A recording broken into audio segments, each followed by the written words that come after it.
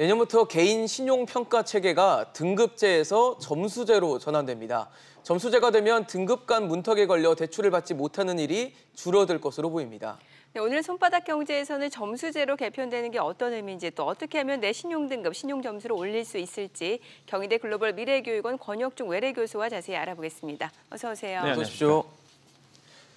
교수님, 그 등급제가 점수제로 이제 신용평가 등급이 점수로 바뀐다는 얘기인데 기존의 등급제는 지금 어떻게 나눠져 있는지부터 좀 알아봐야 될 것 같거든요. 신용 등급이라는요, 이제 신용 정보를 토대로 해서 이제 1에서부터 10등급으로 이렇게 나눠져 있습니다. 그러니까 1로 갈수록 당연히 우량 등급이라고 보시면 되겠고, 보통 7에서 10등급은 저신용자로 빠지게 됩니다. 그렇게 되면 이제는 대출 금리 이런 부분에서 굉장히 악영향을 받기 때문에 불이익으로 이제 돌아올 수밖에 없는 것이고요. 현재 그러다 보니까 우리나라의 대표적인 신용 점수 평가제가 바로 나이스 평가 정보와 오래클레드를 많이 사용하고 있거든요. 은행들이. 그래서 이런 두 가지의 평가사에서 이제는 지금 등급으로 좀 나눠서 또 하고 있는데, 제가 실제 제 신용 평점을 한번 가져와 봤어요. 요거인데 제가 보이실까 모르겠습니다. 보통 보면 여기에 이게는 점수가 있고 등급이 있습니다. 점수가 있고 등급이 있거든요. 그러니까 보통 이렇게 이렇게 되나요? 점수가 보이고 등급이 있는데 905점 이렇게 돼 있고 1등급 이렇게 돼 있죠. 좋으시네요. 과거에는 이렇게 등급만 나왔었어요.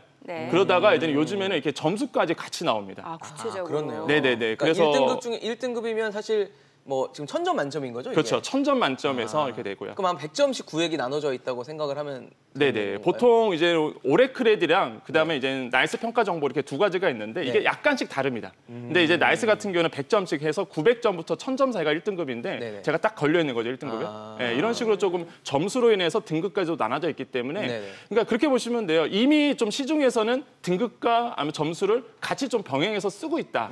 이게 좀 팩트라고 보시면 되겠습니다. 그럼 내년부터는 아예 등급을 사용을 안 하고 점수로만 보게 되는 건가요? 네, 실제적으로 이제는 등급은 이제 사용을 안 하게 되고 이제 이런 아까 보여줬던 점수로만 이제 활용하게 되는데 이렇게 되면 이미 그 신용평가사에서 제공하는 CB라 그러죠. 이런 점수를 받아서 은행들은 사용하고 있었는데 이미 시중은행에서는 이거는 개선안을 가지고 시행 평가를 하고 있습니다. 그러니까 시범 사업을 이미 하고 있거든요. 그러니까 아까 보여줬지만 병행하고 쓰고 있다고 했잖아요. 은행들은 이미 이렇게 병행해서 시범적으로 운영하고 있습니다. 이런 것들이 이제 내년에 가게 되면은 이제는 뭐 보험업이라든지 금융투자라든지 여신 전문 금융업대에서 전 영업권으로 이제 확대가 돼서 시행하고 있는 것으로 볼 수가 있겠고, 근데 다만 이게 주의할 점이 하나가 있습니다. 그게 뭐냐면 그러면 내가 신용평가사에서만 잘 보면 되느냐? 그건 아니고요. 그러니까 과거로 본다면, 지금으로 본다면 신용평가에서, 그러니까 CB들이 이제 신용 점수를 은행으로 봐서 은행에서 그 점수를 가지고 그 데이터를 가지고 활용하는 거거든요. 근데 이제는 내년부터는 지금 시범 운행을 하고 있지만 어떤 형태냐면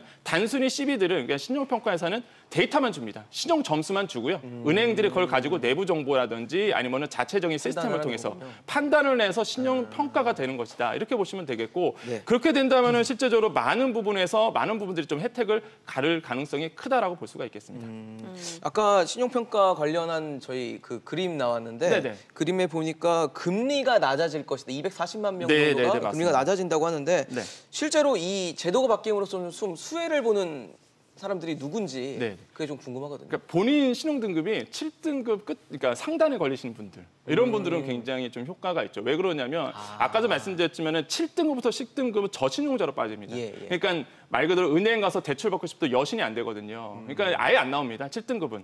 근데 억울한 게 뭐냐면 뭐 나이스 평가로 본다면은 7등급이 664점까지고요. 그 위에 그러니까 1점 차이로 해서 665점부터는 6등급으로 빠집니다. 그럼 1점 차이로 인해서 6등급은 대출이 나오고요. 그렇네요. 1점 차이로 인해서 7등급은 대출이 안 나옵니다. 그러니까 제도권 금융을 사용할 수가 없게 되는 것이죠. 그러면 자체적으로 되면 제2금융권 아니면은 뭐 사채 쪽으로 빠지기 때문에 굉장히 부실 위험이 더더욱 커지거든요.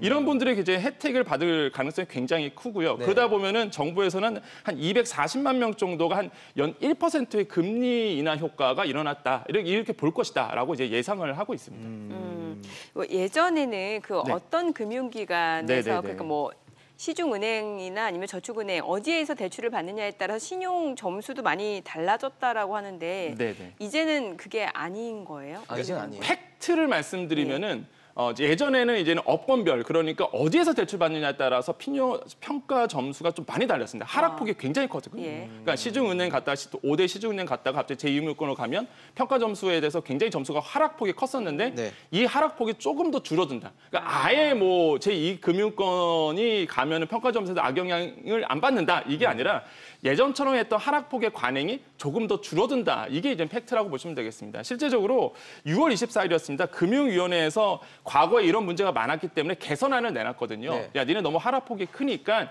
이걸 좀만 줄여. 라고 이제 개선안을 내놨고 이게 지금 적용되고 있습니다. 그렇게다 보니까 지금 현행 은행에서는 이게 실제적으로 시행되고 있고요. 6월 25일부터 네. 효과를 봤더니 한 총 94만 명이 신용 점수가 한 평균적으로 한 33점이 올라가게 됩니다. 그렇게 하면 또 효과가 있는 거죠. 그러네요. 그다음에 이 중 한 46만 명이 신용등급 한 단계 상승 이런 효과가 있었기 때문에 실제적으로 뭐 말씀드리면은 제2금융권에서 받는다고 해서 신용 점수가 많이 하락되는 것을 조금 줄였다가 이제 정확한 이제 팩트라고 보시면 되겠습니다. 지금 신용 점수를 말씀을 또 해주시니까 네네. 제가 알기로는 뭐 신용카드 회사에서 그 현금 서비스를 받으면 네네네. 신용 점수에 영향을 주는 걸로도 알고 있고 네네. 또 마이너스 통장 같은 게 있으면 또 떨어진다라는 맞습니다. 얘기도 들었던 것 같거든요. 이게 네네. 맞는 건가요? 네, 맞습니다. 맞아요. 실제 제가 이제 평가사의 항목을 좀 조사를 해봤습니다. 총 5가지 항목이 있는데 예. 상환 1억 정보가 있고 이게 바로 연체 부분이죠. 두 번째는 현재 부채 수주, 그러니까 얼마나 대출에 많이 있느냐 이런 거고요. 신용거래 기간, 신용 형태 정보, 신용 조회 정보가 있습니다. 그러니까 많이들 또 오해하시는 부분이 예전에 그런 게 있었어요. 신용 정보 조회를 많이 하면 신용평가에 악영향을 미친다더라. 네. 이건 아닙니다. 그거 물론 아니에요? 항목은 있는데 예. 실제적으로 신용평가사의 그 평가 기준을 보면 이게 제로로 돼 있습니다. 그러니까 현재에서는 이게 반영 비율은 거의 제로로 돼 있다라고 볼 수가 있겠고 그러면 아까 말씀드렸듯이 현금 정보 서비스, 그러니까 현금 서비스 있잖아요. 네. 이거 대출로 빠지거든요. 그러니까 두 번째 되는 거죠. 그렇죠. 현재 부채 수준으로 들어가기 때문에 이게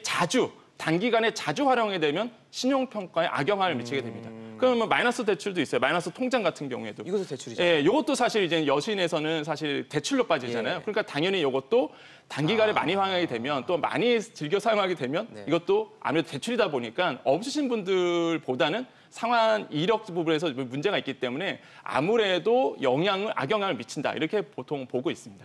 갚아야겠네요. 네, 그렇죠. 또 대출에 대해서 또 많은 분들이 궁금해하세요. 그렇죠. 그러니까 대출과 평가에서 어떤 영향이 있을까 해서 좀 조사를 해봤는데 고금리 대출은 당연히 악영향을 미칩니다. 그런데 많은 분들이 오해하시는 게 주담대 대출 이거 어떻게 되느냐? 주담대 대출은 일반 신용 대출에 비해서는 위험도가 낮다고 평가를 합니다. 보통 금융권에서는 그렇기 때문에 사실 주담대 대출을 너무 걱정 안 하셔도 되지만 네. 하지만 자신의 어떤 상환 능력보다 더 많은 그러니까 범위를 초과하는 주담대 같은 경우에는 아무래도 악영향을 미치게 되고요. 예. 아까도 말씀드렸지만 제2금융권 대출 같은 경우도 영향폭은 줄었지만 그래도 어느 정도 영향을 미치고 있고 소액 대출을 여러 번 받을 경우에는 이것도 악영향을 미칩니다. 근데 여기서 또 좀 길지만은 좀 너무 중요한 정보라서 예. 신용카드는 그럼 어떻게 되느냐? 신용카드를 말씀드리면은 개인 신용 평가에는 사실 신용카드를 많이 쓴다고 해서 영향을 미치지는 않습니다. 네. 그러니까 많이들 오해하시는데 그다음에 해제 탈퇴를 자주 해요. 내가 만약에 해제하거나 또 탈퇴를 자주 하는데 이것도 신용평가에 영향을 미치지 않습니다. 그러니까 많이들 오해하시는 부분이고 그다음에 또 본다면 뭐 재발급 과정도 사실 영향 미치진 않고요. 네. 또 한 가지가 신용 이용 실적이 오히려 많을수록 그러니까 자주 사용할수록 사실 신용평가는 긍정적인 영향을 미치게 되거든요. 그렇기 때문에 건전한 카드 사용은 오히려 나의 신용 정보를 확보하는 데 도움이 된다라고 보시면 되겠습니다. 혹시 그 대출이자 연체하게 되면은 이거는 네네. 바로 직격탄이라고 하더라고요. 네, 신용 맞습니다. 점수하라. 그러니까 이게 바로 그러니까 내가 하루 연체했잖아요. 예. 그게 바로 이제 신용점수에 들어간 거 아니고 보통 10만 원 미만이라든지 연체 기간이 한 5일 미만인 같은 경우는 12사로 그러니까 신용평가사로 넘어가진 않습니다. 그렇기 때문에 한 5일 동안은 이제 좀 기간이 있다고 보시면 되겠는데 이 연체 부분도 좀 팩트 체크를 해드릴게요. 그러니까 첫 번째로 본다면 연체 기간이 장기가 될수록 그다음에 뭐 연체 금액이 클수록 연체 횟수가 많을수록 당연히 이제 악영향을 미치게 되고요. 두 번째로는 우리가 장기 연체를 90일로 봅니다. 그러니까 90일 넘어까지도 연체가 계속되면 이거 장기 연체로 보는데 최악이죠. 이거는 바로 그냥 8등급으로 그냥 꼬꾸라져서 내려가기 때문에 굉장히 주의할 부분이고 연체를 우리가 상환하더라도요. 그게 데이터가 최장 5년까지 보관될 수 있거든요. 네. 이런 부분도 조금 고민을 해서 우리가 조금 연체를 바라봐야 되겠다라고 말씀을 드리겠습니다. 마지막으로 하나만 또 여쭤볼게요. 네네네. 세금관이나 아니면 공과금 같은 거 잘 네네. 내면 이게 혹시 등급에 영향을 주나요? 아, 줍니다. 줘요? 좋게 되죠. 사실 그래요? 이게 그러니까 신용평가에 적용되는 게 금융정보가 있고요. 네. 비금융정보가 있거든요. 예. 이 비금융정보가 뭐가 들어가냐면 체크해드릴게요. 통신요금, 공공요금, 네. 그다음에 건보료, 국민연금, 아파트 관리비, 그다음에 이제 국세청 들어가면 홈택스 들어가시면은 자신의 어떤 소득증명원이 있거든요. 예. 이것까지 제출하게 되면은 이게 좋은 영향을 받습니다. 그렇기 때문에 사실 이런 분들을 모르시는 분들 많아요. 근데 이런 게 있다 보니까 그 핀테크 회사들이 이런 예. 어떤 틈새 시장을 노렸어요. 그래서 뭐 토스라든지 아니면 뱅크샐러드가 이거를 대행해 줍니다. 그러니까 가입을 하면은 예. 이게 서류 준비하는 거 되게 귀찮거든요. 네. 그래서 공인증서 인증만 하면 알아서 이 데이터를 뽑아서 이제 CB사로 넘겨주게 되거든요. 그러다 보니까 뭐 말 그대로 토스 같은 경우에는 막 30만 명이 이용할 정도로 굉장히 많은 인기를 끈 서비스가 있어요. 네. 그러다 보니까 이런 것도 이용하고 있고, 근데 주의할 점은 해봤자 한 7에서 8점 오른다고 하더라고요. 많이 오르진 않아요. 네, 많이 오르지 않기 때문에 가장 중요한 거는 내 개인 신용도는 내가 챙기는 거. 네. 이게 가장 중요하다고 말씀을 드리겠습니다. 알겠습니다. 지금까지 경희대 글로벌 미래교육원 권혁중 외래교수였습니다. 말씀 감사합니다. 네, 잘 감사합니다. 들었습니다.